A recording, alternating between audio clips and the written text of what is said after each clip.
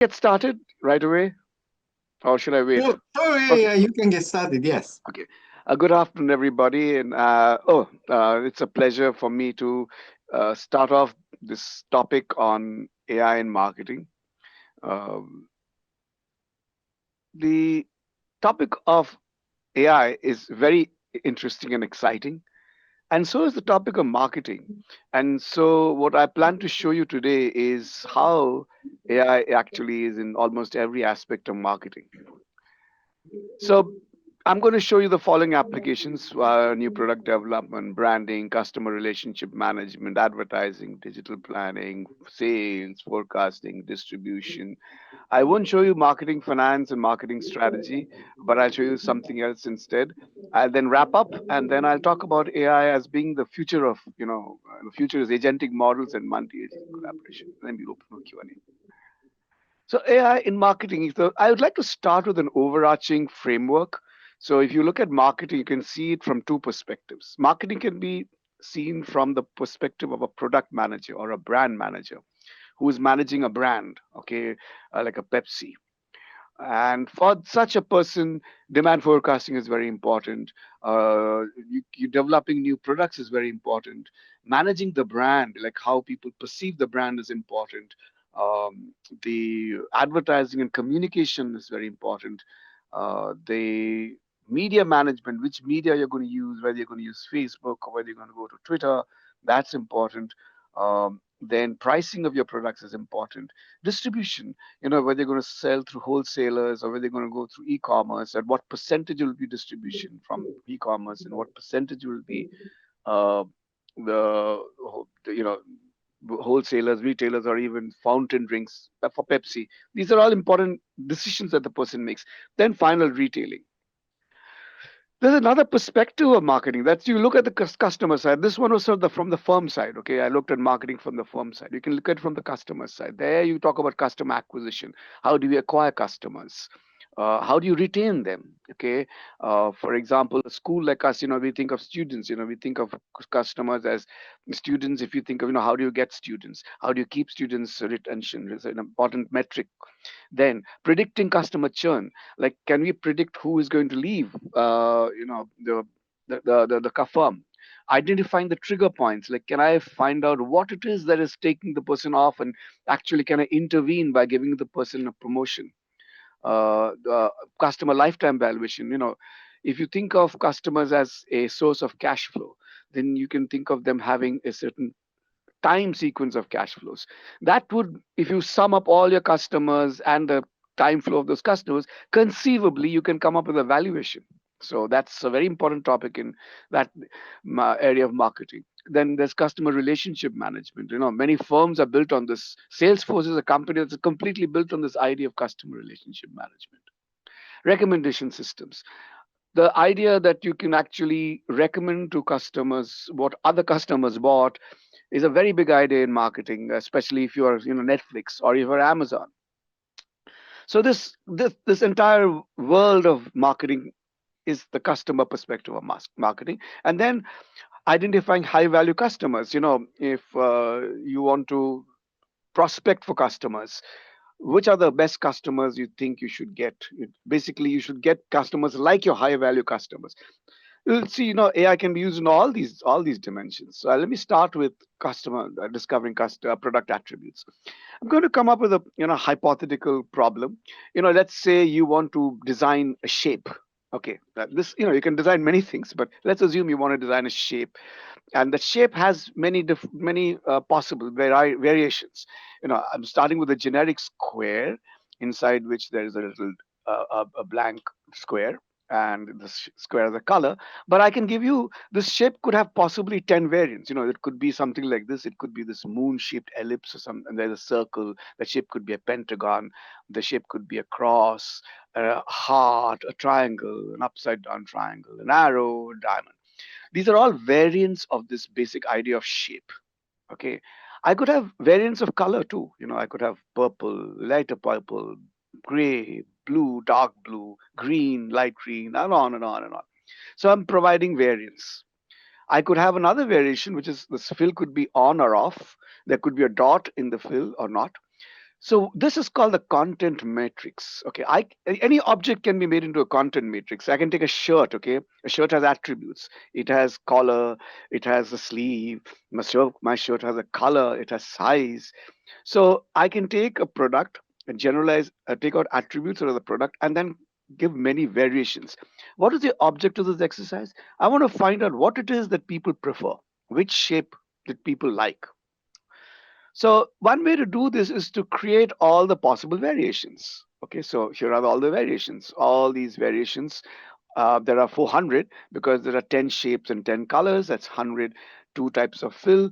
That's 200. Whether the dot is in or not, 400. I take all these shapes, okay, and I put them into a box, okay, which is called the innovation space, and I then pick three objects from this innovation space. I take a upside up, an arrow, a downside triangle, and a circle, and I show it to people that's on the web, and they tell me, okay, they like this person likes the circle.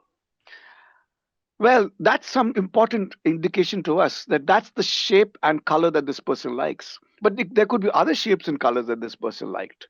So what I do is I take all these objects that I showed the person, and then I go back to my innovation reserve and look for shapes. I'm going to in a minute crossbreed. Take shapes, look at the attributes that they liked, and using the principles of genetics. Actually, you can see I can create new shapes or actually select new shapes. So here's the reading. The person liked this red green circle. I'm assuming that they'll also like something like the pentagon. So I'm going to take those two, and I'm going to make the child a green pentagon. And I'm going to add a new feature just to see if the person likes the fill inside because I didn't test for that. And then the child is created, and okay, my consumer my give me a minute. My computer is freezing. You can see. Okay, there it goes. And then I start showing this to lots of people. One second. There we go. Each respondent. So I'm doing this exercise with hundreds of respondents. Okay, and you'll see that in a minute. Again, my computer is freezing for a minute because yeah, there we go. I Lots of people do this exercise simultaneously, and very soon, what I will get to is a convergence on choices. I'll be able to figure out the preferences of this large population of shapes for shapes. So here we go. It's just working. And we found out that of all the 400 varieties that we showed, the three winners are the arrow, up arrow, the red heart, and the orange circle. All right. So now there we go. Oh, sorry. So this TC stands for top choice. Okay. So underlying this principle was really two things. Why is it AI? Well, it's genetic engineering. All these attributes can be coded as ones and zeros. Okay. It's like a gene expression, and the whole population dynamics is evolution. Okay, so these two are very important aspects of AI. It's not just large language models and chat gpt, that's AI. These evolutionary mechanisms and the genetic formulation of products and products or shapes is an example of AI. All right. And what has happened? I have found out the top choices. Okay. Plus, most importantly, who are the people who like this top choice? So in it's like killing two birds with one stone. I figured out who likes this particular product. That is a segment, and now I'll market to this group. So if I'm going to sell the up arrow to this group. I'm going to sell the orange circle to this group and the red heart to this group. So in one shot, I figured out the product that people like out of the lot of 400 products, as well as who is it that they like, who is it that likes my products. So this is a very valuable tool in the context of new product development. And now that image generation is so popular, you can design new products given a prompt. Say I want to create a new design for a watch, and I give an original product, Daniel Wellington watch, and I give a prompt. I want a diamond iced-out Rolex, a chronograph waterproof watch business, or and with sports design leather strap, a wristwatch for men with some golden diamond luxury East Asian dragon featured design. Okay, so there we go. I gave that prompt, I gave that image, and then I prompted the machine to create new designs. And these are the dragons you can see inside. Here's the diamond crust that you can see. And so today we can create these designs, connect this idea to the earlier idea I gave you. Okay, which is the, I can go online and look at features and figure out what people like. If I merge these two ideas, I can generate the image, and I can also see what people like using the earlier technique that I showed you. So both the new product design as well as which one the people like and who are the people who like these designs can be got through these modern approaches of to marketing research. Branding. One of the big issues in branding is monitoring your brand. What do people say about you? And this is very relevant for politicians, by the way. And this is actually an example of a politician. This is Tammy Baldwin and Scott Walker, the election that took place some time ago. And what they did was they took the social media feed, and they were able to extract the topics, okay, that people talked about. Now that's very important because now you know what it is that is burning in the people's minds and how you as a candidate can address those topics. So we can use these machines, on when I say machines, I'm talking about things like large language models like ChatGPT or Grok, and create intelligence for brand managers and even people like politicians to say, you know what, in Miami Dade or in Coral Gables, people are talking about this aspect of the economy or this aspect of immigration. And so, as a candidate, you can think of really understanding what is top of mind in people's heads. So this is an example of topic modeling. We did it a long time ago. That's why it's called topic modeling. But now you can use AI on this, which is LLM. You can geo monitor. This is an example of this the Red Bull. Okay, that's why it's orange and red. Red Bull wanted to know the distribution of preference for their product across geography. You won't believe this, but this is created out of AI, or is actually ChatGPT. They were able to geocode the preferences of people. So, this is a research paper which I saw last year, and the author kindly allowed me to use this slide, which is he was able to find out wherever this red is deeper, that's where people talk more about chat about Red Bull, whereas this white space, that's where people don't talk about Red Bull. So you're able to take preference data, consumer preference data, map it onto a geographic map, and find out where is it that people think more about you and less about you. This is very powerful because now I know this white space is where I should be focusing to if I want to increase sales. And maybe I shouldn't be spending too much money on this red space because it may be at the peak of, or at the plateau of its sales. So it gives me a very at a quick glance, it tells me where is it that in geographic space, where is it that my brand is doing well, where is it doing weak, and where it's not even mentioned. uh, Generative AI, text generation. I This is so common now. I just want to get away from text. I want to talk about survey. Voice activated. I can use the voice activated Chat GPT and create a survey for my product. And here's an example of something which I worked on. It's about canned chicken. Okay, we ask people, what do you use canned chicken for? For sandwiches, for picnics, for lunch boxes, for salad, as pet food. And we ask them free responses also. What improvements would you like to see in canned chicken products? Please share any comments or other suggestions about canned chicken products. This was generated by just speaking, and then I got this. No, this is not one of my actually one of my students who took my class did this, and the survey was served on an online platform called Qualtrics.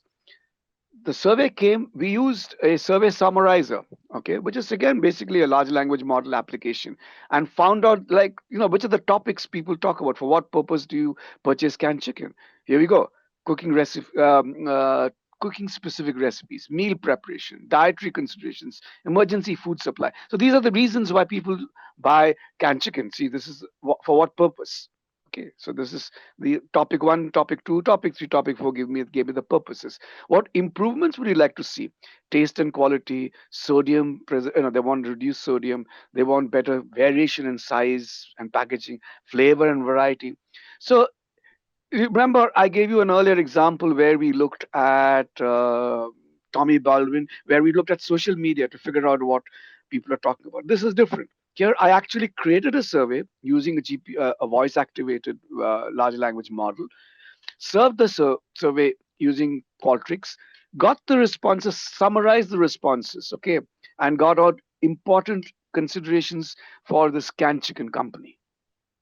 Okay, so you can see another example of how we use AI in our marketing research, advertising and communication. This is a field that has dramatically changed because of AI. Image generation, you'll see Coke in a minute. Sorry, okay, there we go, Coke. Coke has always been at the forefront of advertising. And, this is back in the day when, there was GPT-4, now it's GPT-5 and DALI 2. Now it's all part of, the same engine. But the point is, Coke allowed its users to create ad content and send it to them, and they picked the best one. They've been at this for a long time, actually. This is some other images that they created for Christmas. Um, this is something to do with how Coke goes. You can enjoy a monkey. Coke enjoys spacesuit in the moon. Uh, Storyboard. Okay, one of the important things in creating an advert, let's say a video ad, is to create a story. You can conceive of an ad as a story, a short story in 15 seconds or 30 seconds. And so one of the things that ad creators want to do is create a sequence of images or a sequence of videos. Today you can actually do that. This is a storyboard of the illustration of how this kid who calls boy who cries out wolf. He is grazing the sheep, and then he cries out wolf. The villagers run up to his to save him, but they find that there's no wolf. And then when the wolf actually comes, he's caught all alone. That entire story can be created by prompting the machine. Okay. But why is it important? Because you can think of ads as a sequence or a story, of a sequence of images, which is telling you a story about the brand. Here is Dream Booth. It's another application where I can take an object and change it. So here is what I feed the kettle, and I can change the kettle and say, look, I want this kettle floating in milk. All right. Then I can change it and say, look, I want to make it transparent with milk inside. There you go. I want to make the kettle pour tea. I want the kettle the V stands for the kettle, by the way. Okay, this V you see. The teapot floating in the sea. And it did so. I never went to the sea. I never did anything but sit at a computer and actually created these images. This these tools, creating stories, being able to change an image, very important in advertising. Because I come from India. I want to have an ad in India made here, sitting here in Miami. It's possible today. I don't have to go and have a photo shoot in India. That's the reason why AI has become so disruptive in market advertising, because today you can make these things at such speeds, with so much lower cost. I don't have to hire people, staff, or of course you need to know how to do these things. But the old way of doing advertising is gone, or is going forever. Audio ad generation, we generate ads. This something I created with my student. We went to ChatGPT, created the ad script. Went to Speechify, created a high voiceover. Went to Iver, got a music generator. Went to Lander and mixed everything, and here's the ad. Look, this is not let's say professional quality ad, but for what it's worth, here's the Dreamy ad. weeks at Dream Decor. Sectional sofas to sink into. Reclining chairs. So comfortable. Foam mattresses. I could fall asleep right now. Sweet dreams. Everything you wish for. Dream decor.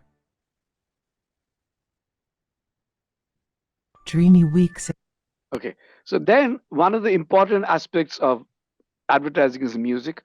Music plays a very important role because music is what catches your attention. Okay, we and we want to use the emotions that music produces to layer on to the product that we're selling. So music is a very important aspect, and you can generate music today using AI. So here is an example.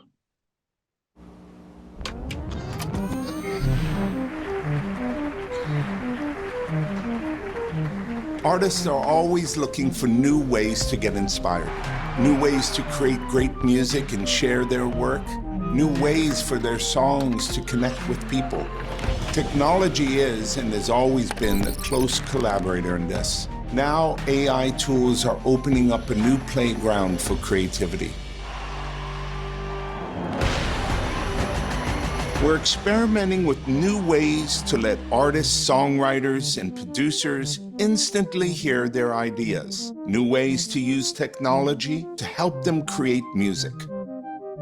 Like singing a melody to create a horn section.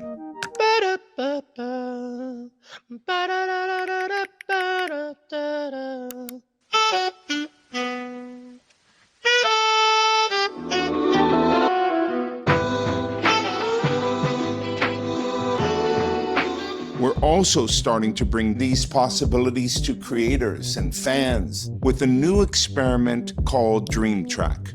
Just type in your idea and get a unique soundtrack for your short. Baby, we've got nothing in common, but I know that I'm what you've been wanting for so long now. The potential of AI is incredibly exciting. But with any new technology, we have to approach it responsibly.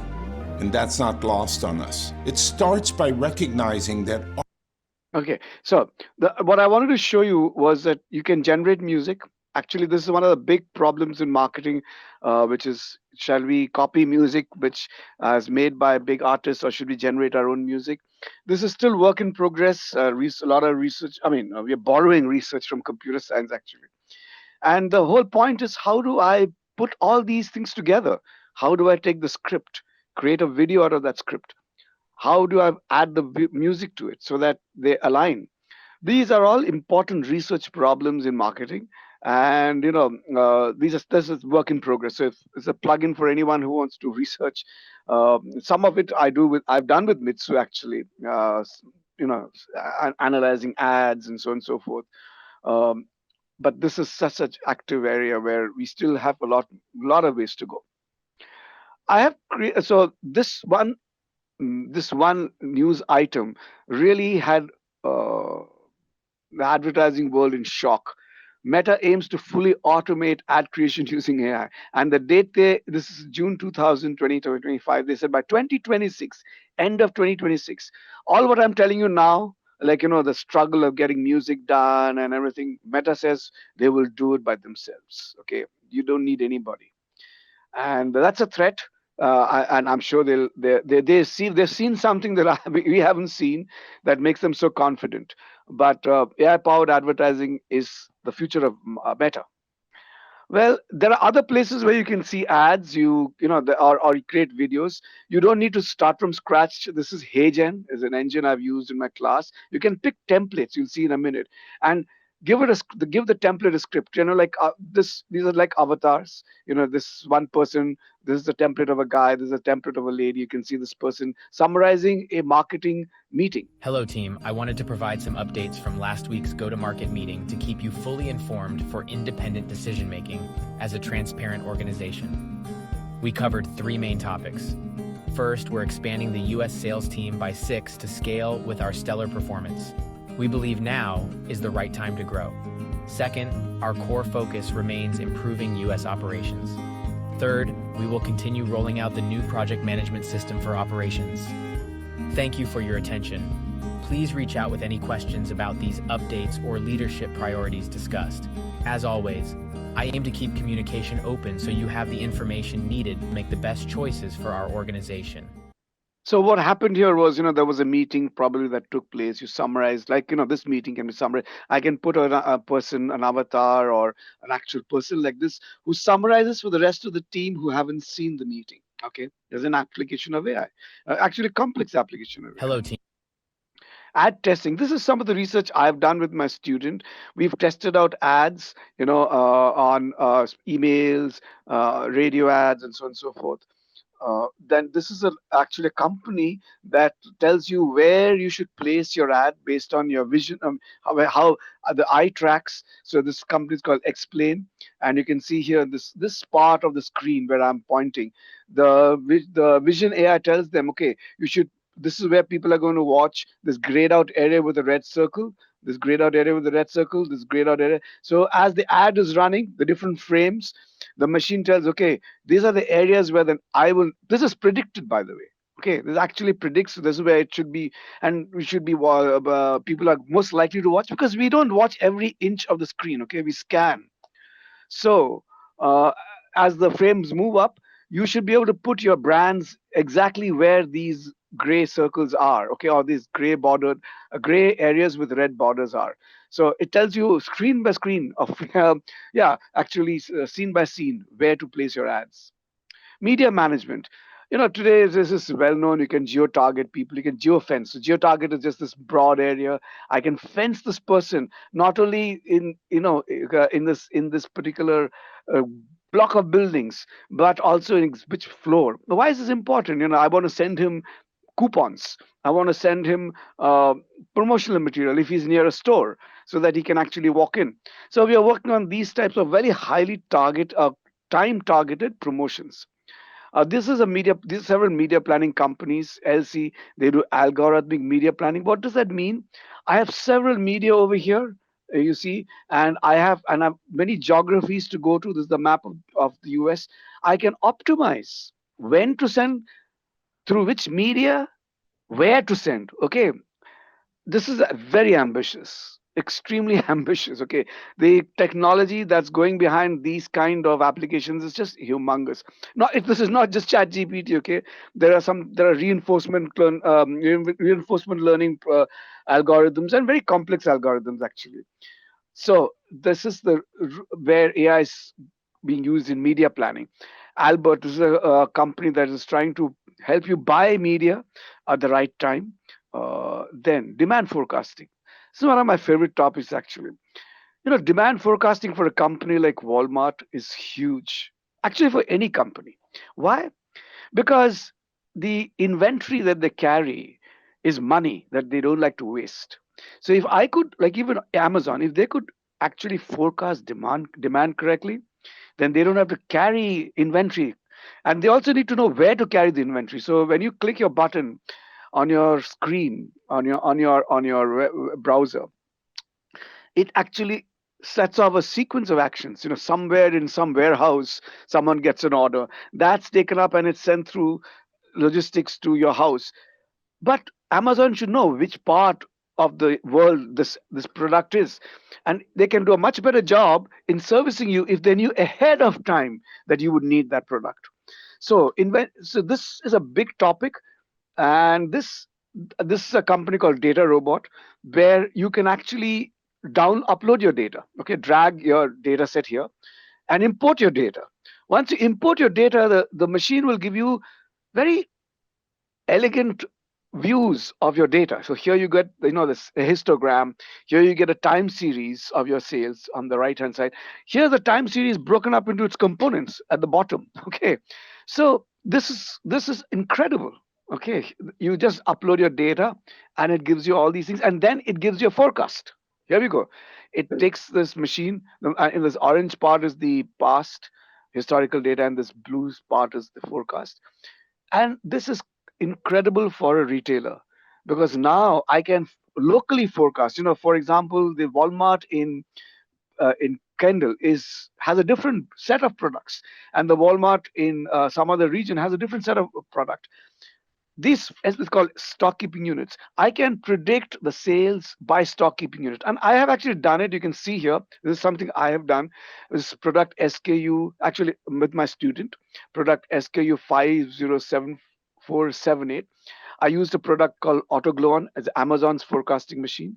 This blue part is the historical part, and this green part is the actuals, and the red or orange bar is the prediction, and the orange band is the upper and lower limits. You can see how closely the orange and the green bars hug one another. And this is done in a flash, okay? So this level of prediction is done so quickly. Now, given this prediction, and this is another product, okay, SKU 956,012. Here's another prediction. This is not a large language model application, but this is an AI application. We use called something called meta learners. Okay, the system learns, using deep AI, deep learning methods. It actually runs several deep learning and many models, and then combines all these models. It weights these models, the predictions of these models, and gives me a forecast. This is done with such speed and with such reasonable accuracy that it's, I think, going to be a boon for every company on earth, where from Coca-Cola to Walmart, because forecasting is the key to managing your inventory and your budgets. Distribution. Okay, this is an example of a distribution setup of a firm. These circles have different shapes. I'm sorry, different sizes. That tells you the different size of the warehouse. And all these links you see, this red and green links, are logistic links to from the household to these warehouses, and from one warehouse to the other. This level of complex management is an tool. Many companies, logistic companies, are getting into this. This is what Amazon does. Okay, this level of very sophisticated distribution or in logistics management, where we pick something from a warehouse, we know exactly which warehouse I have to pick to from, and which modes of transportation I need to use to get to your house. That's an enormous application of AI. And more, I mean, Amazon needs it. You can't use an Excel spreadsheet for this sort of an application. But this is another incredible time saving and cost saving part of marketing. By the way, distribution is the most expensive part of marketing. If you have $100 in marketing, about 25 to 35 goes into advertising and media. 65 to 75% goes into logistics. So a company like Anheuser-Busch saves millions of dollars if they can save money on their logistics. Okay, any company, Toyota, that is so expensive, transporting goods. So that's why AI tools will find actually great applications in this area. It's still going on because there's a huge systems and not every company can deploy them. Amazon can. Retailing. Take a look at this video. This is an Amazon video of what retailing will look like.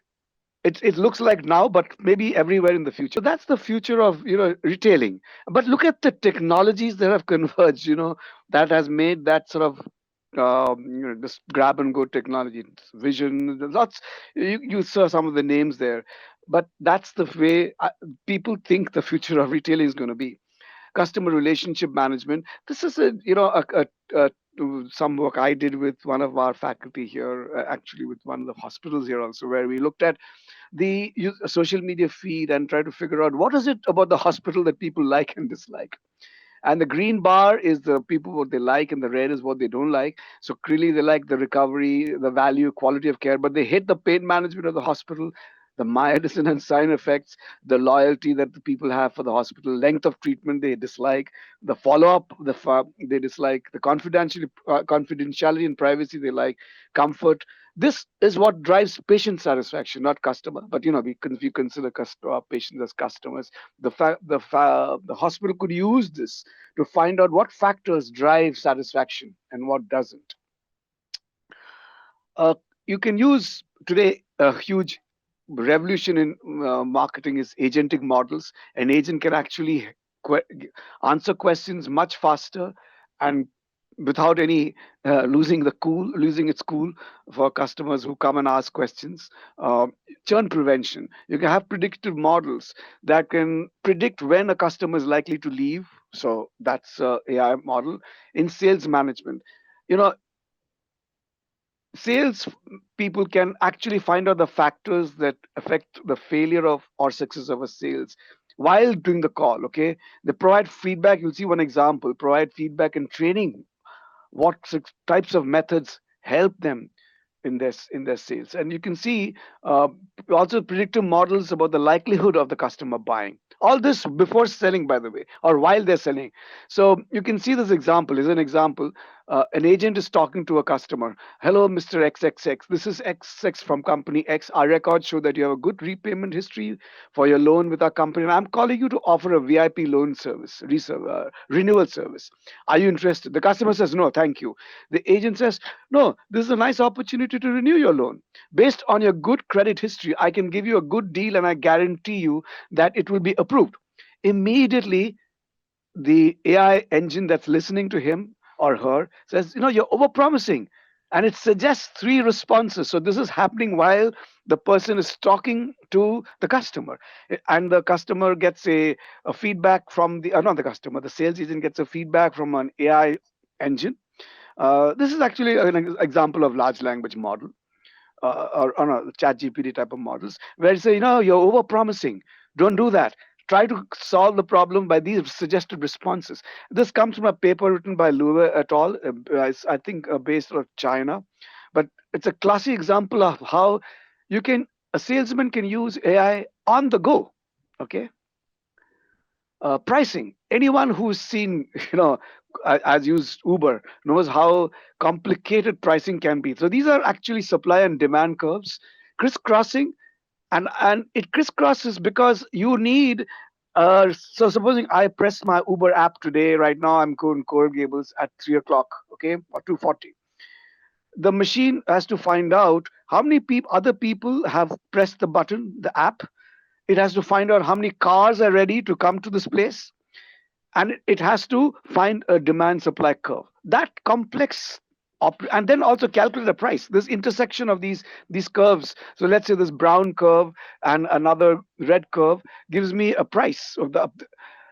So these intersections are, so one is a supply curve, the other is a demand curve, and this intersection is what creates a, sorry, my phone's ringing, I just want to put it off.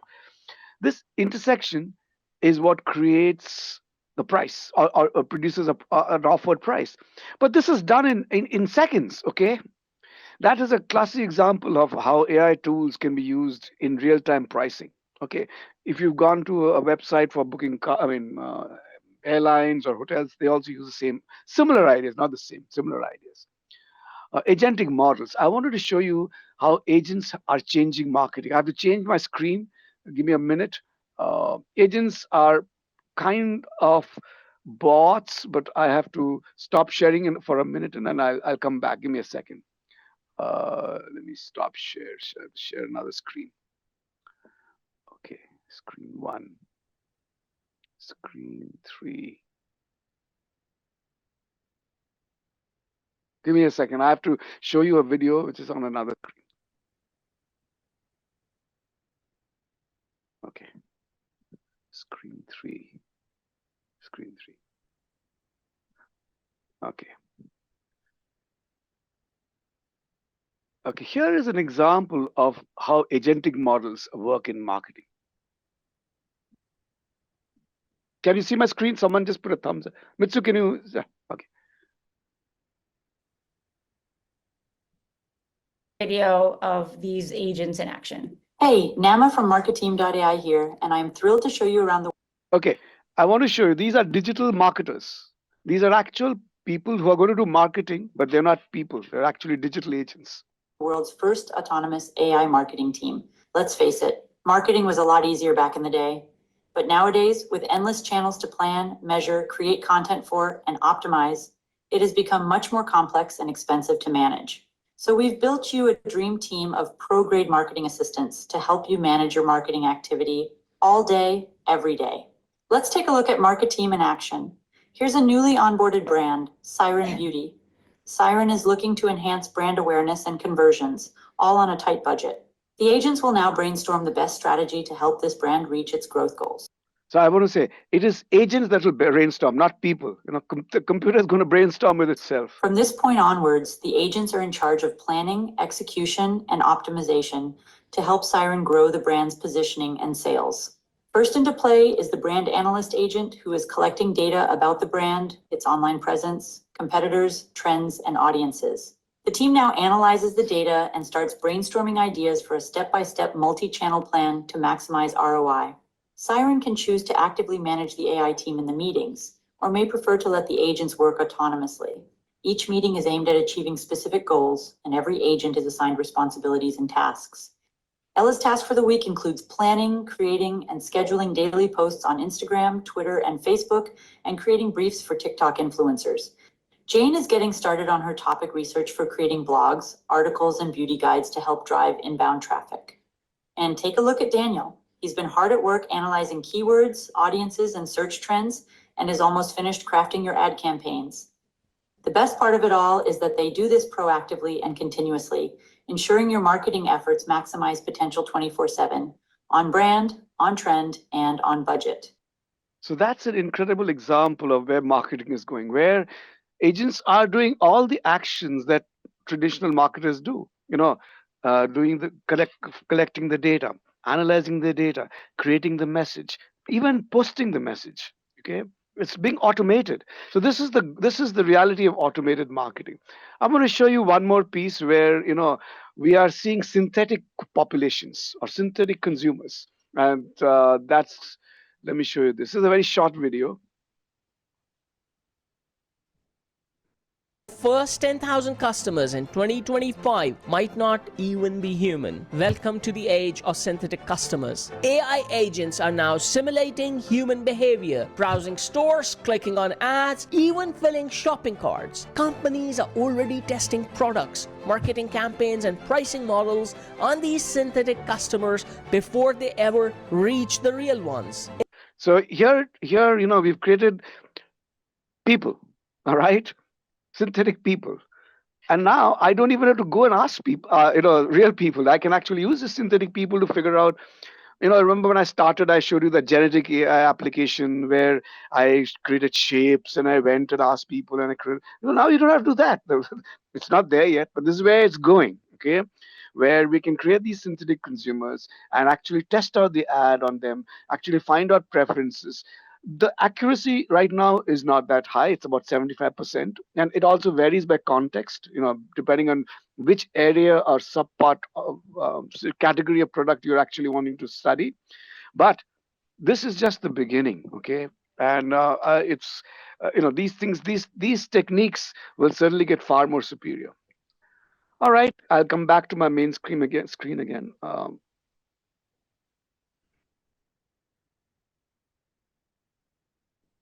Okay. So I showed you agentic models. Next up was, I showed you this synthetic customers. I showed you. So in effect, what I wanted to show you was this is a new paradigm. How AI has changed. You have to rethink how marketing gets done. It has huge implications for the workforce. Okay, uh, the old school marketers just it doesn't work because you see the different technologies that are now at play. The future, uh, scary. Okay, but that's why we as educational institutions have to start. This is how people think it'll be. There will be an account advisor, there'll be a deal advisor, there'll be a relations advisor, sales performance advisor, there'll be coaches, someone who will coach me on pricing, there's someone who will be coaching on resale. So it's there will be agents that can go into the documents of a firm, okay, and the history of a firm, understand how this firm works, and be able to help the employees work and guide them, coach them. This is just a future, okay? I don't It's not there yet, but this is where it seems to be headed. Once we have agents, once we have all these technologies that can get data and actually analyze it and give you real-time feedback, people think this is how it's going to be. Okay. Of course, one of the most important directions in general is in computer science, also artificial general intelligence. Like you've seen those image or the video apps or not those engines that we showed you. They could do only one thing. Okay, it could makes good text or makes good image. They're not really still great quality, but it's possible. But the future is, something like our own brain. This little brain of ours does listen to you. They hears music. I'm, turning around, putting off my cell phone. I'm doing many things. But a bot doesn't do that. So the idea is to create, something called artificial general intelligence. That's the future. Having said all this, there are lots of limitations. One important limitation, especially for researchers as well as for companies, is the black block box nature of AI. For example, I want to send out a coupon. What value should I put on that coupon? Like, I want to know the parameter, or what is known as the coefficient. I can't get it so easily. This is a healthcare example. Supposing that there's a disease that's affected by age, gender, your blood pressure, and your BMI. I don't know. I get some sense of which is important using something called the shape values. Okay, this is zero point 0.4, this is zero point 0.3, but it doesn't tell me what is the weight I should put on age. It doesn't tell me what's the weight I should put on gender. It doesn't tell me the weight I should put on blood pressure and BMI. Why do I need the weights? Because I want to know of these how much this factor is not whether it's important, how much. That's critical. But there's work towards that also, something called explainable AI. That's one of the weaknesses. Of course, one very important weakness is the fakes that you see all around, and there's nothing we can do about it. But they are going to be the future. They are there with us. Thank you. I actually wanted to give you a scope of all that's happening in marketing with AI, and I went through all the different functions of marketing. That's how I went through. And I also wanted to show you that ChatGPT is not the only tool. Of course, it plays a big role. You can see several applications where we saw large language models, but in the forecasting application, that wasn't there. In the pricing application, that wasn't there. Um, you know, and also the retail application that you saw, or the distribution application. None of we are much beyond that what we see today as AI. So there's a large subject, huge subject with a lot of applications, and the future is rich with possibilities for young startups, for people to do research, and generally retool. Okay, thank you so much. It's about 50 minutes, and I'm going to open up for Q&A.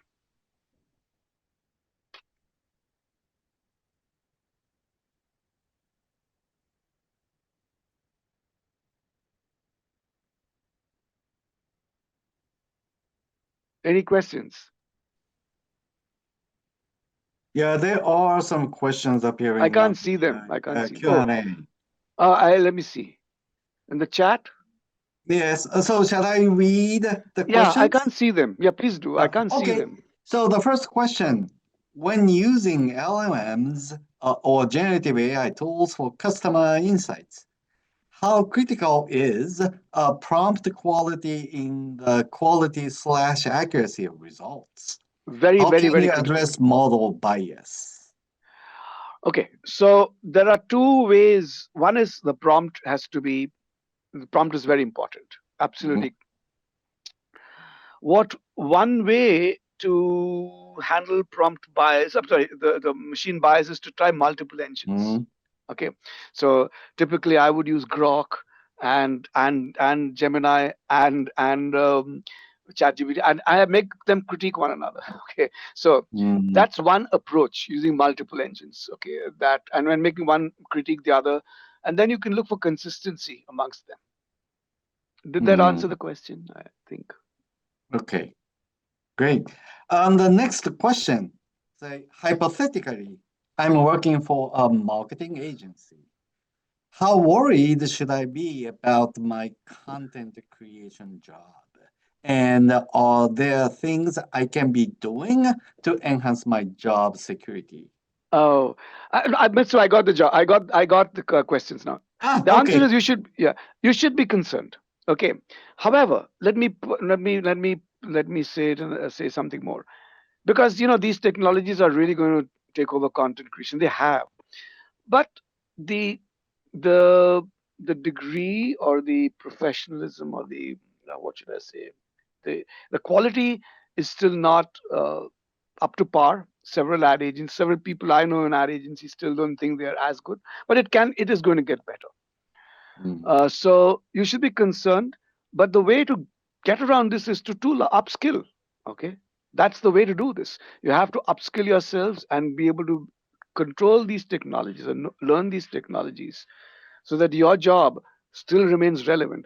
Mm. By the way, lots of companies have made mistakes by sending out automated messaging, okay, or automated images, because the machine will has to hallucinate and create things that you don't want your customers to see. Okay, so Mm. there's still a human in the loop and very relevant human in the loop.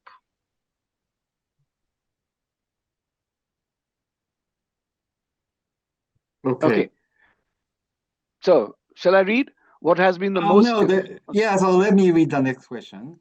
What has been the most efficient and effective model that you have utilized? To me, the forecasting is the most efficient and effective model I've seen. It's incredible because if you've done forecasting in the past and you've done statistics, it's a headache. Think of 40,000 forecasts for one retail outlet. It's Mm, incredibly difficult to do. So under this, by the way, this is true of Google also. Google managed to save 40% of its electricity cost. 40%. That is a very big number. Okay, mm, by using AI on that topic, wow. forecasting power generation, forecasting its power, because they want to cool all these machines. Their Mm-hmm. servers. So for them, understanding how much server time is going to be used is very important. So they can shut off the AC or not shut off the AC. Control the level of AC that they need. And so that 40% is a huge number. And so Mm, distribution and those are be- behind ChatGPT. Okay, there have been mm, very great examples of not behind, other than mm, ChatGPT, besides ChatGPT or these large languages. True power of AI is seen in pricing models. Brilliant uses. I see. Okay, next question. My kids aged 18 to 23 can spot the AI generated content much better than I can.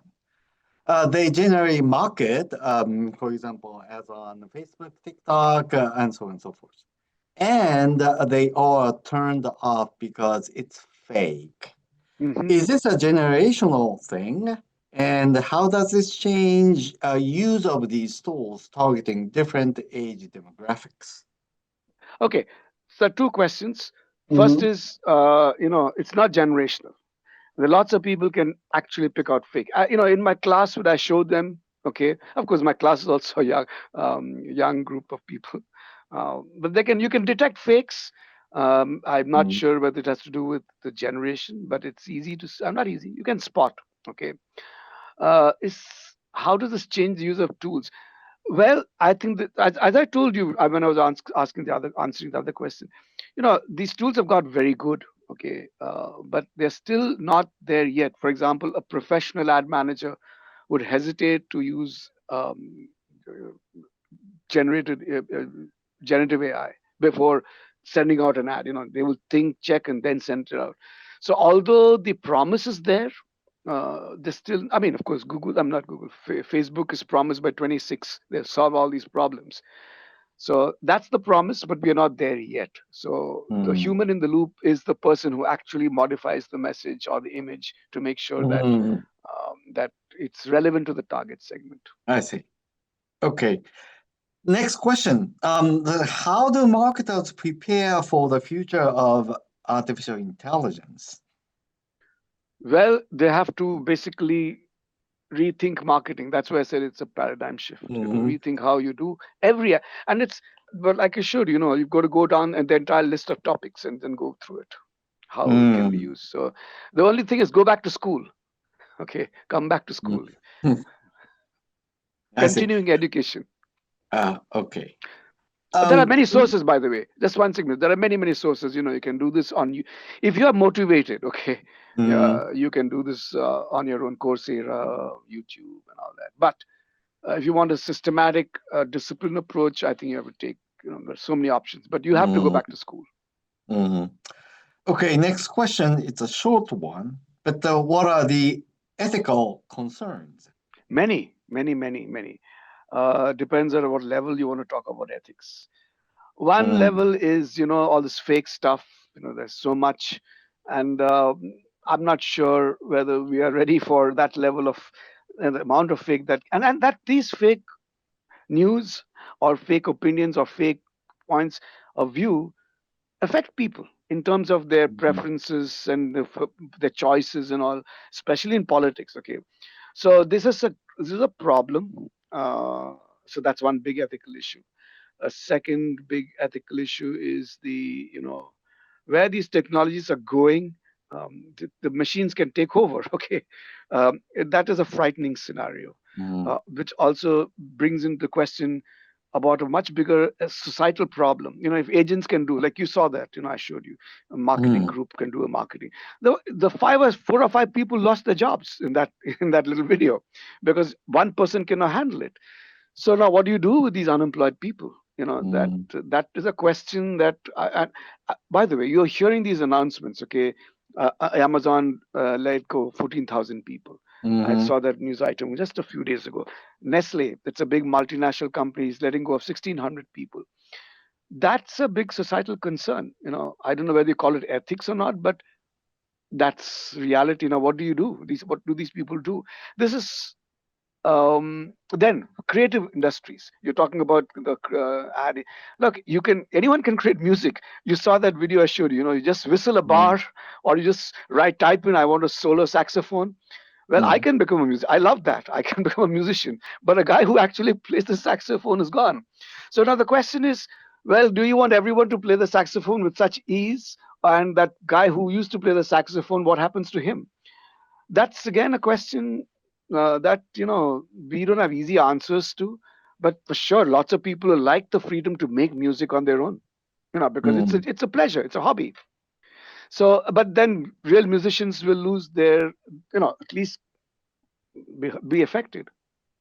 So I that's see. another ethical. So several ethical concerns, none of which for which we have good answers. By the way, I mean even yeah. So lots, even in the educational sphere, okay, there's lots of ethical concerns. Mm, Publishing, we can use Chat GPT to create your own draft, okay. mm, Uh, so is that good or bad? I would say it's good to write a clean draft, but yeah, so lots of things are gray. We don't know how to answer them, uh, but that I'm sure society has faced every time a new technology has come. Okay. mm. Okay, next question. Will we get to a place where marketing firms will no longer be needed, or the need for their services will drastically decrease? No, I don't think we can see where a marketing part of a firm will go away. Mm, The kinds of, so this is what's going to happen. Okay, even Salesforce is facing this. The organization of work will change because the number of people you need will differ, and the type of people you need will differ.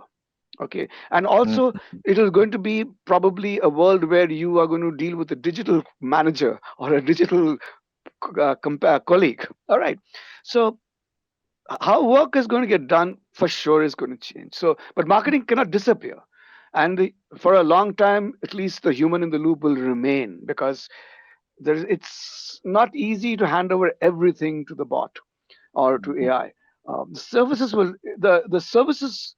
services will not drastically increase, but the people and the nature of the people and the relationship of the people to computers, I mean to AI systems, will certainly be a change. mm. Or it has to be rethought. It has to be rethought. I see. Okay, the next question, it's a kind of a long one. As marketers and agency owners, we are increasingly adopting AI tools to enhance creativity and efficiency. However, some clients still perceive AI as lazy marketing or feel it diminishes authenticity, questioning why they should hire a marketing professional when they can just prompt the AI themselves. From your perspective, how can we, as practitioners, effectively communicate the value of human AI collaboration in the creative process to our clients and stakeholders? Okay, that's a great question, actually. So even though AI has improved so much, I still don't think that AI can really. be on brand, okay, on itself. So, I mean, by the way, my students do projects with companies where they actually generate. So, some context is easy. Okay, let's say you want to make a small image. You're a B2B company. But when Mm, like when you're actually selling Coke or when you're selling consumer-facing services or products, the need for supervision is paramount. So the point is, AI has eased the work, but good quality work still needs the human being to be there. I mean, think of the writing. Okay, let's think of the writing part of the AI. mm, For sure, the first draft can be made by ChatGPT, but you mm, would like to go and read that and create. I mean, you have to fine tune that so many times to get a refined version of your own passage or whatever you're writing. mm, So, although it has made it easy, it's not perfect for your own use. Okay, you can see they look clunky sometimes. It's not the language that you'd like to use. So mm, that judgment, it actually, the value of human judgment has become more important. Your mm, expertise has become more important. So your the grudge, no, no, the grunt part of your work, okay, the drudge part of your work has gone.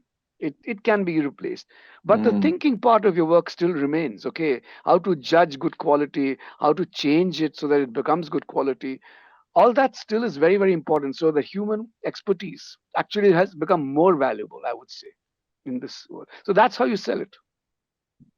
Okay. And I think this is going to be the last question. How is the University of Miami integrating AI in their courses?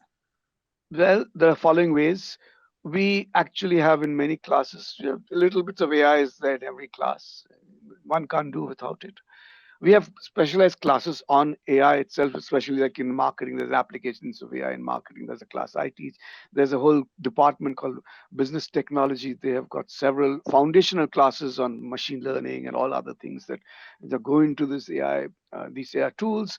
So those are the classes. We also have projects. So my students actually work with companies to create, to work on AI projects.